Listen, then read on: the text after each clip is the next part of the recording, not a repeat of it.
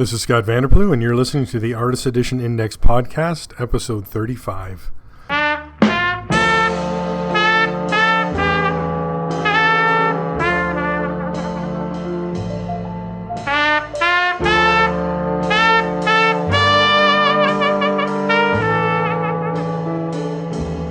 Thank you for joining me once again for this monthly look at all things AE, taking the written word from aeindex.org and bringing it to life, or as much life as I could put into my voice. You can find us at aeindex.org.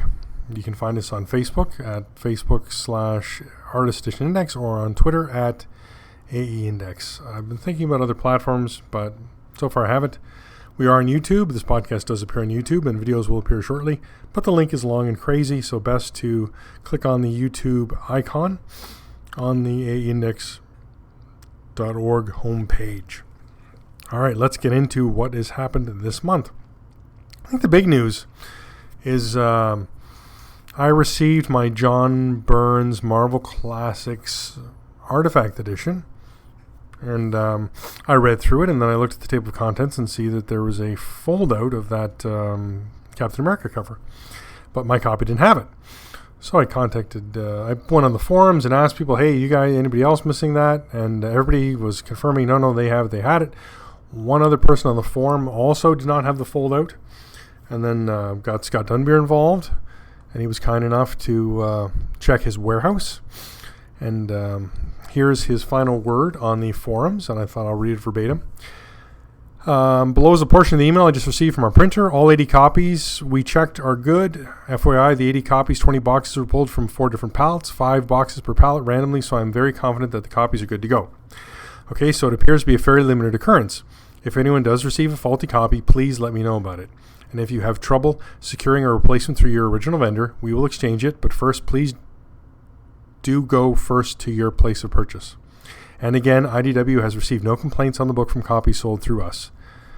That's it. Thanks, Best Scott. My copy did have, as I said, I started it off with missing the fold-out. And I reached out to where I bought my copy from, which is my local comic shop. They reached out to Diamond, who is the distributor for this book. And I was able to get a replacement copy within 2 weeks. And I have that in my hands, and I do have the fold-out, and it is very nice. The other gentleman on the forum who didn't get the fold-out either, I think he ordered from Tales of Wonder, and he's in the process of getting a replacement. I will be putting a post up on aeindex.org about this issue, just to bring further attention to people, so people are aware, one, that there should be a fold-out there, and two, that if it's missing, contact where you bought the book. And if they can't help you, then contact IDW directly. All right, I think that's the feature for this month for sure. No reader mail. No, unfortunately, I haven't got any questions lately. That sort of happens on the forum to the group, and I answer those if I can chime in. All right, moving on. Let's talk about shipping changes for this month. There was quite a few. So a couple sad note points. The Sandman Overture, J.H. Williams Gallery Edition, moved to February 26th of 2020.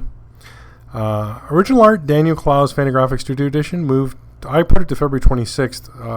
Fantagraphics posted on Facebook and social media that it's been delayed till the end of February, so I put that date down because that's the last Wednesday in February. But it unfortunately, Diamond is yet to update that date, but we've got that from Fantagraphics, so I'm going to stick with that. So with those, as well, Best of Vampirella Magazine Art Edition moved to March 25th, sadly. So that means at this point there are no new AE format books till the end of the year. So I will start building out my survey for Best of 2019 and get that ready for January 1st. But yeah, that looks like that's about it. This month we did see 2 volumes, so that's pretty great. We saw John Byrne's Marvel Classics Artifact Edition, and we saw Frank Thorne's Ghita and Erotic Treasury Volume II. So that's nice. Let's go down. I've got the complete list on the Artist Edition Index proper. I've got the list of everything released by date. So I'm just looking at 2019. I'll give you the rundown of 2019 since that looks like this is it. So we had Jim Lee DC Legends Artifact Edition with a release date from Diamond and IDW of January 2nd. We had Berkeley Breathes Bloom County Artist Edition on June 12th. We had Walter Simonson Star Wars Artist Edition on August 7th. We had Spawn Vault Edition 2 on September 4th. We had John Byrne's Marvel Classics Artifact Edition on October 9th. And we had Frank Thorne's Ghita and Erotic Treasury Archival Edition Volume II on October 16th. So of the 6 books that came out in 2019, 1, 2, 3, 4 were IDW, and that is with a target that Scott Dunbier is now working towards, so he hit his 4 for the year. And then we also had 2 other publishers represented, so we had 3 publishers releasing volumes this year. We were supposed to have Graffiti Designs, that got pushed back unfortunately. We were supposed to have the Dynamite, but who knows if the Best of Emperor is ever going to ship, really. It's crazy. I had the opportunity, again, to email Dynamite a few times. They don't seem to reply to the email. They list on their website. There was a gentleman who was saying he worked at Dynamite on one of my Facebook groups, and I reached out to him and said, is there a better address? And he's got back to me twice saying he's looking into it, trying to find something better or somebody to get back to me. But at this point, I'm not feeling confident that Dynamite really responds to questions or media or readers. I don't know. It is what it is. All right, that's what's happening for shipping changes. Let's talk solicitations, because that's always fun and exciting, isn't it? So the January 2020 solicitations came out, and we had one newish book. And that is P. Craig Russell's The Selfish Giant and Other Stories Fine Art Edition. This book has been solicited through Kickstarter and Indiegogo. I'm waiting for my copy. Wayne Allen Herald said those Kickstarters should be out, or sort of the crowdfunding books should be out in December. We shall get them for Christmas. And then this book is being solicited for January 29th through Diamond. So it looks like, I guess, there are extra copies. After the crowdfunding will go to Diamond. Let me read you the blurb. This beautiful 12 by 17 inch oversized hardcover features complete stories scanned from P. Craig Russell's stunning original art. The book includes 6 classic Oscar Wilde fairy tales adapted to comics by Russell: The Selfish Giant, The Star Child, The Young King, The Remarkable Rocket, The Devoted Friend, and The Nightingale and the Rose. Each page has been scanned in color to recreate as closely as possible the experience of viewing the actual originals, including blue pencils, notes, art corrections, and more. Pages are reproduced at original size on heavy paper stock to provide fans, aficionados, and collectors with the best possible reproductions. 120 pages, solicited at $150 US, which I was actually happy to see that, because when this was crowdfunded, it was sold for $100. So if you wait and get it through Diamond, you're going to pay a little more. So if you didn't support it through the crowdfunding, it's still available. And for those people who like to get it in Europe or other places where shipping is prohibited from the United States for one book, I think, then or even Canada, then you can get this book through Diamond and hopefully save yourself some money. All right, that's it. One book solicited. Now this is available in a limited edition, signed and numbered, which for $195 as well, but standard edition, $150. All right, this month I do have a Patreon campaign for the site, and that's anywhere from $1 to whatever you'd like to pledge monthly. And that money is used to keep the website going, for me to buy new books, and and to get equipment. This month I had I gotta stop you humming. I had a Patreon patron exclusive, and that was some questions I asked Bob Chapman of Graffiti Designs. So if you're interested to hear about what he had to say about going forward with 2020, what book he's announced, where he stands with Batman Year 1, then sign up for Patreon and read that post. I also had the opportunity just last night to speak to Scott Dunbier, which was a nice, pleasant chat. It was all off the record, so it was just nice to get updates and hear what's happening with him. I do have, he's generously agreed to answer some questions for me, so I'm going to be putting a list of questions together and emailing those to him. So we'll have another Q&A with Scott Dunbier on the site for Patreon patrons, and that should be going up in about 2 weeks. All right, let's talk sales numbers. We had, because a book was released in September, that was Spawn Vault Edition 2. Diamond released their numbers, and I used ICV2 to chart those. And at number 199 of the top 500 chart, Spawn Vault Edition came in selling 431 copies. Now that is a big number because this book is also available through Amazon and through anywhere Image sells their books.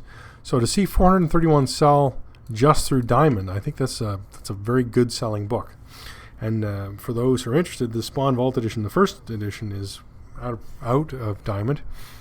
I think you can still find it online on Amazon. Let me just check. I have a page called Online Pricing that lists all the books available from Amazon, all the AE format books from Amazon. Let me correct that. And yes, unfortunately, Spawn Vault Edition is unavailable from Amazon for anywhere reasonable. Here's look, someone's only selling it for $3,000 on Amazon. So there's craziness ensuing. So if you missed out on that, try and find it. Use eBay is always a good source. I've got the links for that there on the site. All right, let's talk out of print sales. This is the feature I do when a book goes out of stock at Diamond. I add it to the list, and then we track those numbers on eBay. So let's talk those. Byrne writes an Artifact Edition first print, 1 copy sold for $125. 1 copy of Best of EC Comics Volume 1, Artist Edition, for $86. This month has some good prices. All right, 2 copies of Bill Sienkiewicz's Mutants and Moon Knights and Assassins, Artifact Edition, for an average of $150. 1 copy of Dave Gibbons' Watchmen Artifact Edition sold for $40. Like, that's crazy. 1 copy of Dave Stevens' Rockjar Artist Edition, first print, sold for $86. 1 copy of Dave Mazzucchelli's Daredevil Born Again Artist Edition sold for $210. 1 copy of Don Rose's The Life and Times of Scrooge McDuck Volume 1 Artist Edition sold for $67.48. 2 copies of ElfQuest Gallery Edition sold for $69.99 average. 2 copies of Frank Miller's Daredevil Artifact Edition sold for an average of $114. 2 copies of Frank Miller's Sin City The Hard Goodbye Curators Collection sold for an average of $111. Bargain. 2 copies of Gene Colan's Tomb of Dracula Artist Edition sold for an average of $86.53. 2 copies of Gil Kane's The Amazing Spider-Man Artist Edition sold for an average of $97.50. 2 copies of Jack Kirby's Fantastic Four, The World's Greatest Artist Edition sold for an average of $134.75. Now, as you hear me saying these prices, most of them are all well below cover price. 3 copies of Joe Kubert's Tarzan and the Apes Artist Edition sold for $65.66 average. Come on. That's an amazing book, and that's a great price. 1 copy of John Buscema's Silver Surfer Artist Edition sold for $85. 2 copies of John Byrne's X-Men Artifact Edition sold for an average of $93.79. That is well below cover for a book that's been out a year. And it's a hot book, too. I know the variant cover is the one that people are dying for, but 1 copy of John Romita's Amazing Spider-Man Artist Edition Volume 2 sold for $79.99. 1 copy of Marvel Covers Artist Edition first print sold for $65. 1 copy of Mike Mignola's Hellboy and Hell and Other Stories Artist Edition second print sold for $139.99. 2 copies of P. Craig Russell's Strange Dreams Artist Edition sold for an average of $83.63. 1 copy of Sergio Aragona's Guru the Wanderer Artist Edition sold for $51. 3 copies Spawn Vault Edition sold for an average of $333. That's right. Todd McFarlane Mania has gripped the world with his Guinness Book record-breaking issue 301 of Spawn. And with that second Vault Edition, people are trying to gobble up that first. So if you had any extras, now's the time to put those on the eBay. 1 copy of Star Wars Dark Times Gallery Edition sold for $70. 5 copies of Steranko Nick Fury Agent of S.H.I.E.L.D. Artist Edition sold for an average of $110.24. Wow.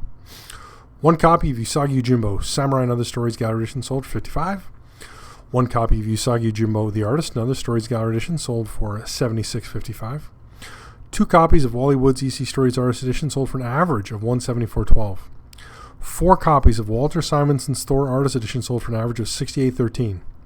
1 copy sold of the second edition for $80. And 3 copies of Will Eisner's The Spirit Artist Edition sold for an average of $89.66. One of the best artist editions, in my opinion, out there. Grab those 2 Spirit editions. They are just wonderful. All right. That's sales numbers for September. What sold through Diamond and what sold through eBay. Let's talk Artist Edition Index Poll, October 2019. And this is from our good friend and supporter David Jacoy, who wrote for this month's poll. Oh, I wish there were more. At least that's how I feel, as some of my personal favorites have not received a second volume yet. Honestly, all of them deserve it, but which one would you want the most? Which AE heavy hitter deserves a sequel? The Goon, issues 1 to 6 by Eric Powell. The League of Extraordinary Gentlemen, Volume 2 by Kevin O'Neill. The New Gods, issues 9 to 14 by Jack Kirby. Fantastic Four, issues 262, 267, 272 by John Byrne. Hellboy Wake the Devil, issues 1 to 5 by Mike Mignola. Now, I think I mentioned it before, but I have stopped closing the polls. Polls are just going to run forever. The only poll that I will close on the deadline is the best of the year poll, because I like to be able to see, and I want people to vote and see what they can, what was the best of the best. I mean, this year only had 6, right? So let's see the answers for this month's poll. All right, as it stands, leading the pack is the League of Extraordinary Gentlemen, Volume 2, with 49 votes. Tied at number 2 are the New Gods at 24 votes, and Fantastic Four with 24 votes. Coming in third place is Hellboy Wake the Devil, 16 votes, and The Goon at issue spot 4, 7 votes. So not too great there. So surprisingly, League of Extraordinary Gentlemen is leading that. I would buy any of these pretty well. Eric Powell on those early Goons is a bit rough. I probably would have gone... if I was polling, I probably would have started with the Dark Horse issues, I think.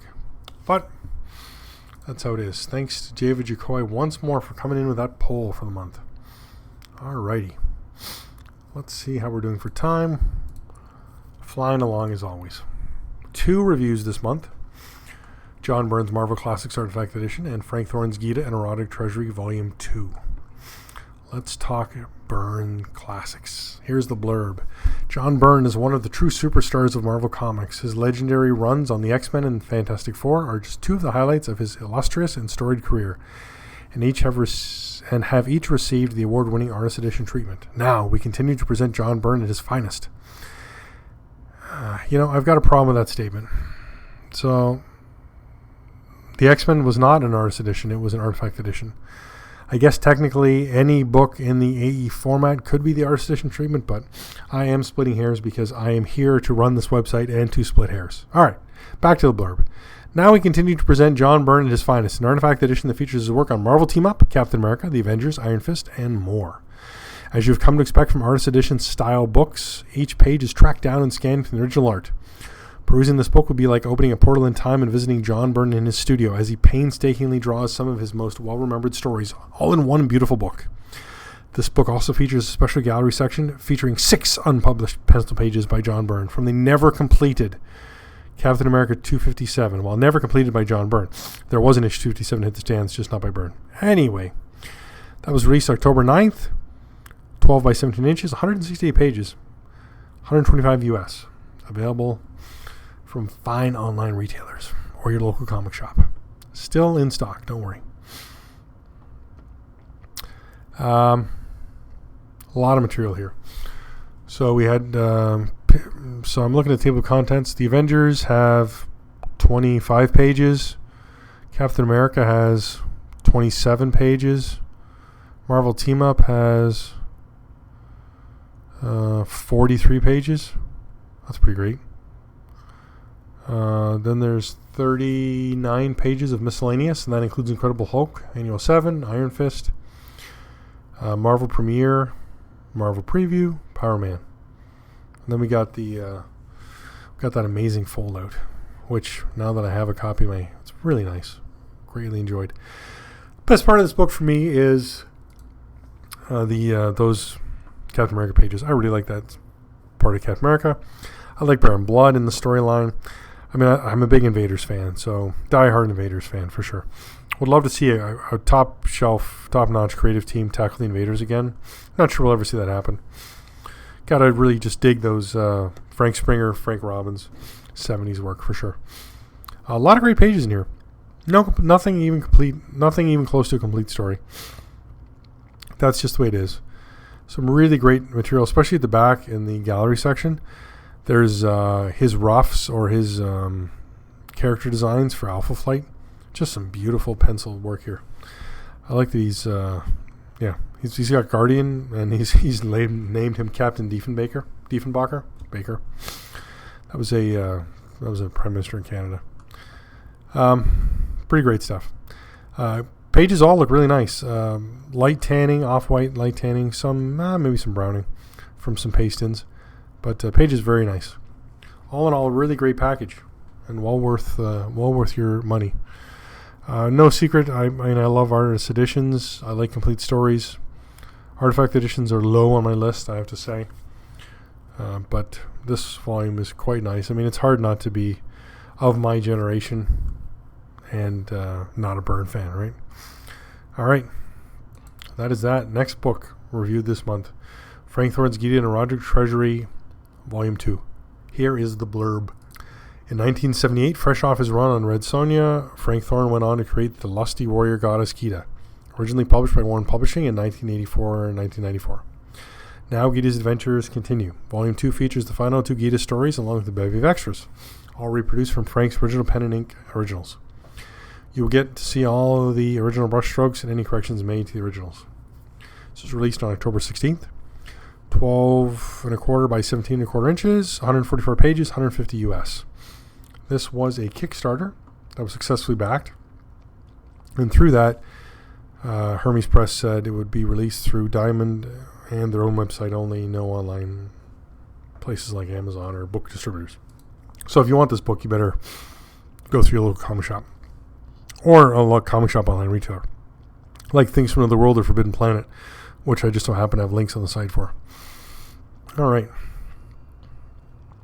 It's worth noting that just like the original Ghita volume, Frank Thorne's originals are bigger than this size, and Hermes reduced the original art to 75% of the original size, so they reduced it by 25%.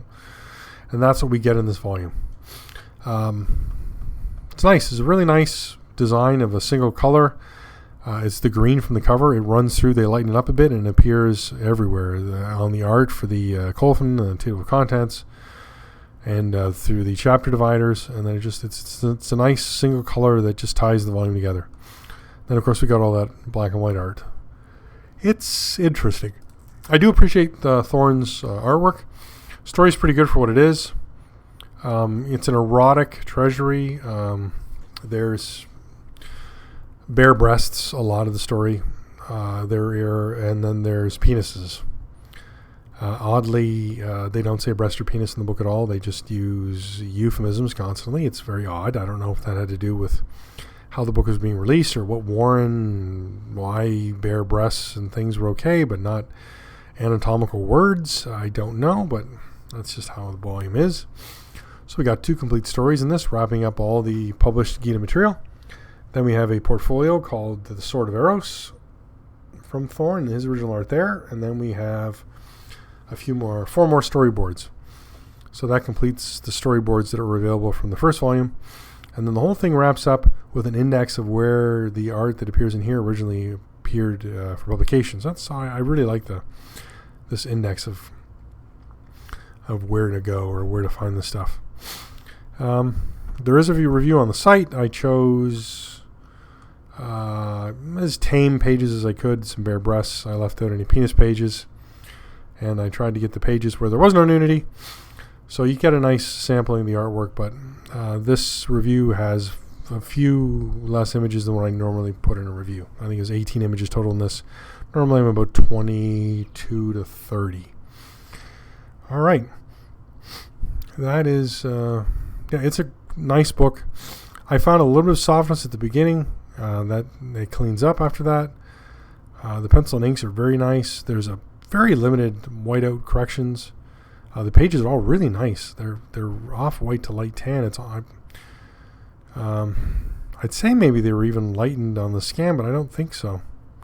Based on some glue marks from the page numbers that are glued onto the pages. So very nice volume. If it's I have my quibbles with it. The book does not come shrink wrapped or in a box. It's a $150 book, guys. I mean, it's 12 by 17 in. There's a standard established. You didn't put the last one in a box. You didn't shrink wrap the last one. Now we got a $150 book. I'd like to see a little more TLC with a book of this money. But that's a personal beef with Hermes and how they're releasing this volume and the previous volume. Also, there seemed to be a title change. They dropped the, let me find my paragraph that I blurred about this. They dropped the archival edition title from the title, and then the cover doesn't even mention it's Volume 2 yet. If you look on the side spine, there's a 2, and then on the cover we see Frank Thorne's name. On the spine, we see it's Frank Thorne's Ghita, but then in the title page, it's not. The colophon doesn't list the title of the book for some reason, which is kind of weird.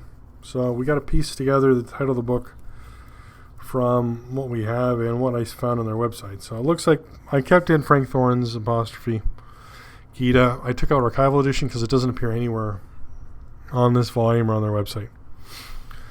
So if you're a fan of Thorne, if you're a fan of Ghita, pick this up for sure. All right, that sort of wraps me up for this month. I'm a few minutes short. It was a low impact month on the old internets for artist edition material. I think the big news is definitely check your John Byrne's Marvel Classics Artifact Edition. You don't even have to open the shrink wrap. If you look at the book, if you look at the bottom or top of the book, you'll see that there's a folded. You can see the fold out in there. It's not as long as the other pages. You can spot that it's right there. And if you do end up getting one with no fold out, then contact your retailer where you got the book, and if that fails, contact IDW. If you want to get a hold of Scott Dunbier, he appears on the forums. The forum has a nice link on the aanix.org. So once again, Scott Vanderploeg. You can find us at aanix.org, on Facebook, on Twitter. Please support the site, either through Patreon, which is always appreciated, or all the links I have on the site are all affiliate links. So if you click on a Things from the World link, or you click on a Forbidden Planet, or you click on an Amazon link, I get a small percentage from all those sales, and it all helps to pay to buy these books myself. I don't get any books free. I've been offered free books. Nothing's come yet of it. I gladly accept, free book, and then I wait, and then it doesn't come, and I think, oh, okay. So it's all me. So support us any way you can. It's greatly appreciated. That's it for my sales pitch. I can be reached, scott@aanix.org. I don't think I've said that in a while. And that's it. We'll talk again next month.